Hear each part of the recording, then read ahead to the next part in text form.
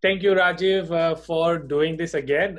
You are very, very popular in my community because they saw your first video. That's what I wanted to say. Like, at least my audience, and I know a lot of people reached out to me that they loved it and they felt so peace of mind after watching our video. And that's why I said, let's do another video where we talk about if well, I should say when Joe Biden wins, what will happen to immigration and what are some of his policies.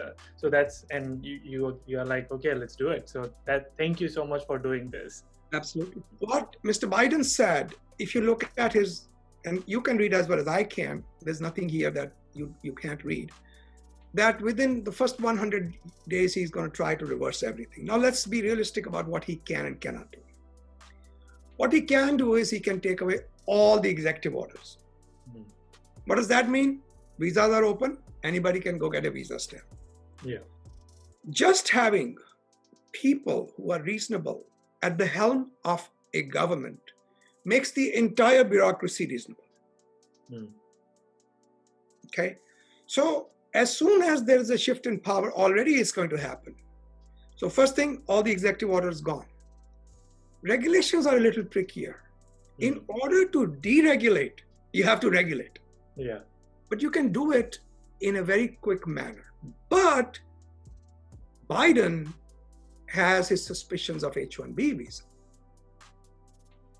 He's concerned that people are using H-1B visas to depress wages. Just like what they did this time, they did it very haphazardly. So H-1B visas might be under scrutiny, but what I would want to sell to the government, and I would ask everybody who can, because now we can directly reach out. Some of the things they can do right away, some of them take a little bit more planning. So I'm hoping that we can all sell to them the idea. Your employers, H-1B employers, especially the ones who are directly employing people, how important it is for them to have skilled people. And of course, we don't want to take American jobs, but what if there are no Americans for those jobs? I have clients who've opened offices in Canada, not because they don't have the desire to hire people locally, but there are no people locally. I remember at one time we were looking for, are you a technical guy? I don't even know what you do. Yeah, I am. So I was looking for some LAMP developers, Linux, Apache, MySQL, PHP. Okay. Yeah. So I'm looking for LAMP developers. I kept looking for 6 months. Finally, I had to hire somebody in Russia. Somebody I knew who knew somebody, and we got some work done from them. And the Department of Labor got into an argument with me, one of their actually certifying officers. He says, this is all a fraud. This was a few years ago. I said, you have no idea what you're talking about. And I showed him, I said, look at my ads. I advertised in Washington Post for 6 months. I couldn't find anybody. We tried online, we tried everything.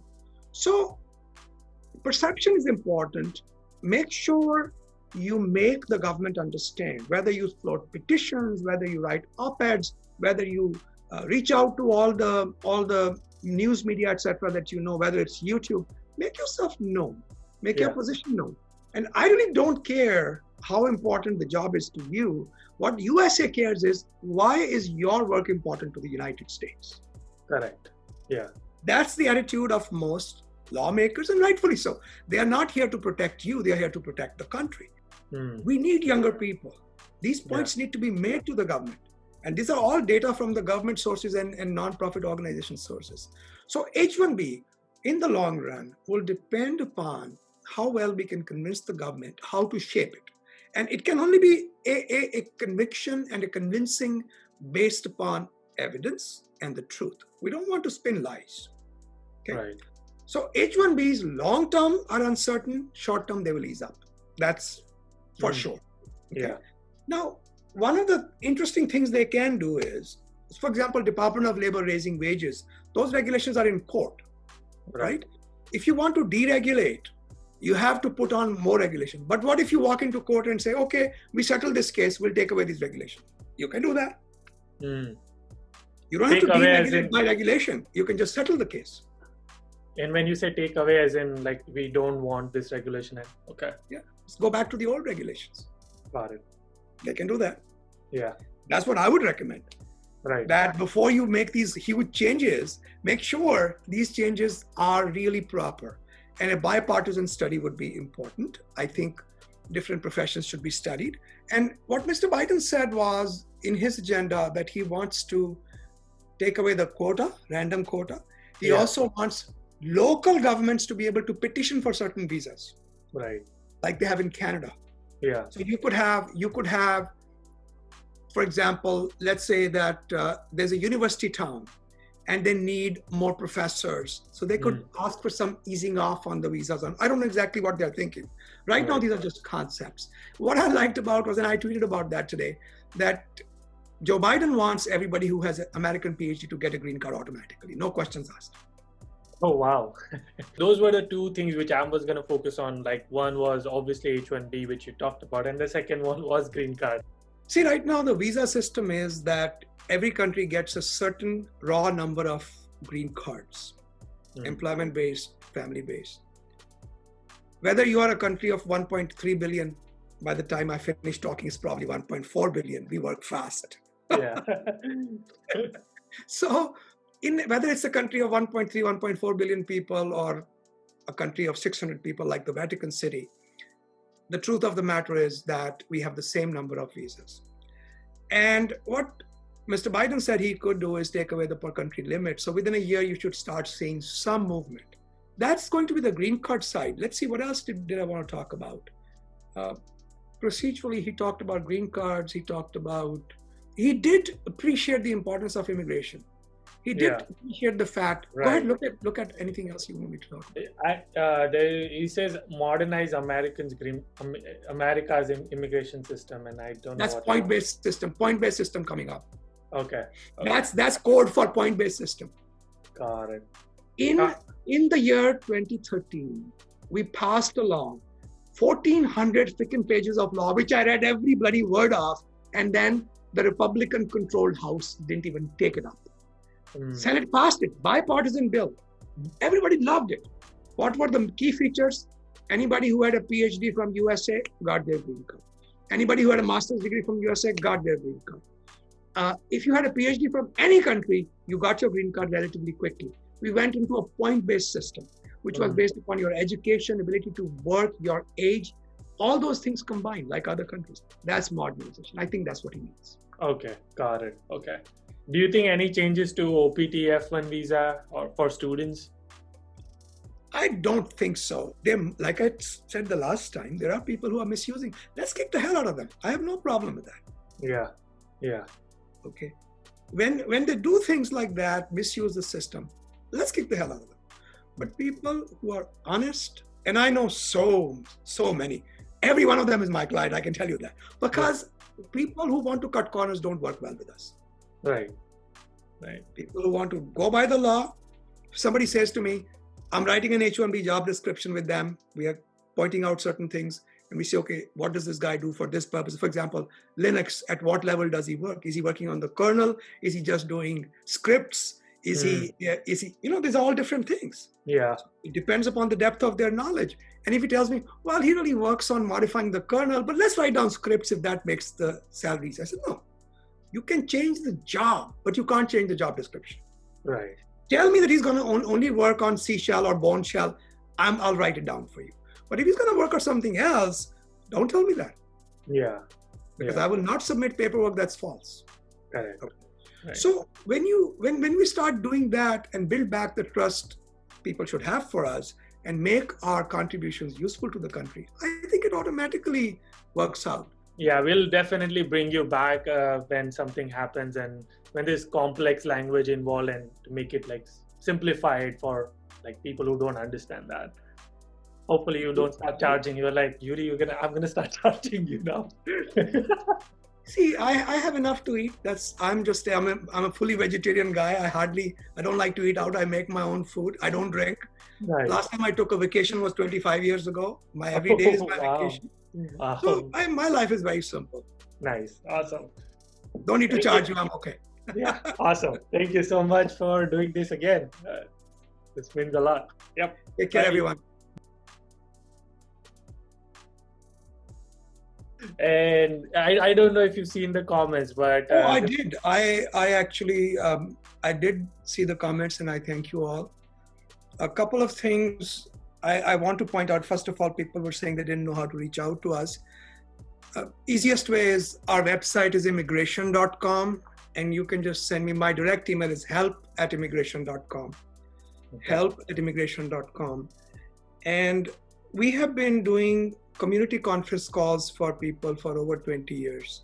Every other Thursday, people log in, they call into our community conference call. It's announced in most of the social media. Sometimes I forget. Most of the people know, actually. Right. So anybody who wants to reach out to us, please do. I'll be happy to. There were some comments about some silly comments as well. Let me clarify a couple of things. I really don't need your money. I have enough. I could have retired when I was 40 years old. Yeah. We worked very hard. I worked 18-hour days. I used to sleep in the office because there was no time to go home, especially during the Y2K time. Yeah. And it really, I could care less whether you give me any money or not. You can't give me anything. I don't need anything from you. Right. Number two, I really do not care how powerful somebody is. Mm. In this God's earth, we were brought as equals. We will go as equals. Just because you happen to be a little bit elevated in your position in the government does not make you any more important than Yudi or anybody else on the street. Right. Human beings were brought into this world to be equal to each other. No less and certainly no more. Second thing. Third thing is, in my view, if I ask myself, why do I work? I invite you guys, I don't want to throw philosophy at you, but it helps to have a lodestar. Jisko dhruv tara bolte hain na, North Star, something to guide you. Right. It helps. And when I was 9 years old, I read a book that impressed me very much. And I have read that book many times over and over again. I will paraphrase it for you. It's a Middle Eastern philosopher called Khalil Gibran. It's spelled Khalil, K-H-L-I-L-G-I-B-R-A-N is his last name, Gibran. Most of the people around me have read this book. It's the best thing I like about Khalil Gibran is, and of course you can cut this out. I'm talking to you. You can take out anything that's not relevant. Yeah. Khalil Gibran was an interesting man. He was also an artist. So if you look at his books, he's done his own illustrations. And he also had a very good command on English. So normally what happens is when somebody is writing in Arabic and then you translate it, you lose a lot. Yeah. So he said something very beautiful. He said, and the scene that they set up is that there is this mentor come yogi, come Sufi, who has lived in this community, and he's about to take his ship and go away. And the people of the town are gathered around him, and they all want his words, his parting words of wisdom. And somebody says, Master, speak to us of work. And I'm going to paraphrase because I don't remember the details. He has written it much more poetically and beautifully than I could ever do it. Yeah. I could do a good job, but I could never be as good as him. Yeah. Because I do a lawyer's job. He did a poet's job. He says, all life is vain, useful, save when there is urge, passion. All urge is blind, save when there is wisdom. And all wisdom is words, save when there is work. And all work is slavery, save when there is love. Work is love made visible. So if you ask me, why do I do this job? And I could have quit a long time ago and just relaxed and be like you, look good, listen to music, have a nice funky room around me. I could have done all of that. But I enjoy this. I truly, truly enjoy this. I feel it helps me express who I am. And I think everybody, all my young friends, anybody who's looking for a purpose in life should look at what they love. Yeah. And see how they can make it work for themselves. The ikigai, the Japanese concept, you heard about that. Yeah. I think there's wisdom in that. Yeah. Okay. Yeah. And so that's the reason I work. And There is no other reason. That's why I am very difficult to get along with, because I make no compromises. Nice. Whether in my work or in my personal life, if there's something I do not like, I call it out. But that doesn't mean that I want to be unkind. I never want to be unkind to anybody. Right. So when people make these assumptions that there is some financial angle, I really don't care. You got nothing that I need from you. Yeah, yeah. Okay. You may have something you need from me, but there's nothing I need from you. Right. Yeah. I wasn't even gonna talk about this, but this is. I'm glad you did talk about it.